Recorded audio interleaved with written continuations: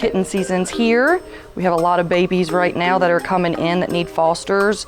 Any kitten that comes in without a mother that is underneath a pound cannot stay in the shelter because it can't fend for itself. So we're definitely looking for a lot more people that can do bottle babies. And these guys are about 4 weeks old, 3 to 4 weeks old. They're in the stage where they're still nursing off a mom, but they are actually trying to start eating hard food and wet food on their own. So these guys definitely need a mom still. They're eating canned food on their own, but not as much as those other little guys, but you can definitely tell the size that they're a little bit more smaller. The different sizes of these guys are definitely just 1 week apart from one another. So this is my little nugget. His name's Squirtle or Squirt. He was found in a drain pipe.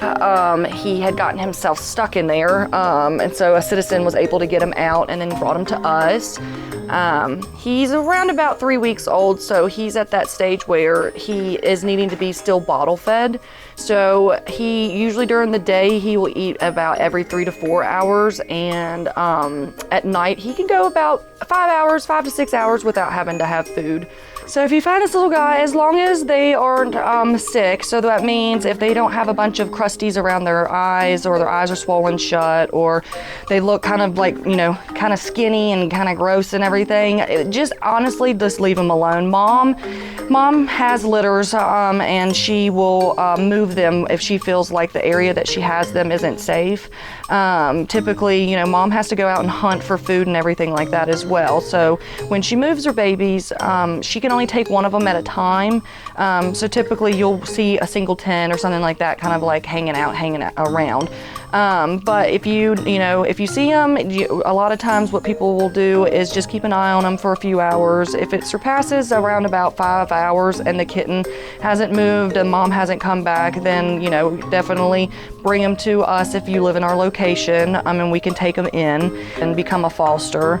Pretty simple, just a couple things you have to do. Just fill out an application, send it in, and then I will get you approved and put you in the email group of your desire, which is either a dog foster, puppy foster, kittens, and or cats. And then I will set you up with everything that you need.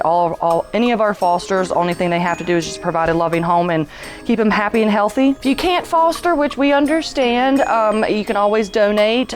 We use a variety of things. We're starting to try to use some new things for our fosters as well, but we definitely need KMR. Heating discs are a really lifesaver. They last for about 8 hours when you heat them up in the microwave.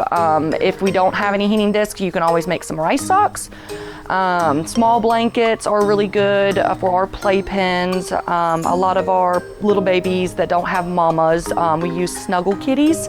They have a little heartbeat on them. We always use playpens. Some of my fosters like to use dog crates. It just kind of depends on like the size of the kittens so they don't get out. But these guys are really easy. They fold up. They are easily washed.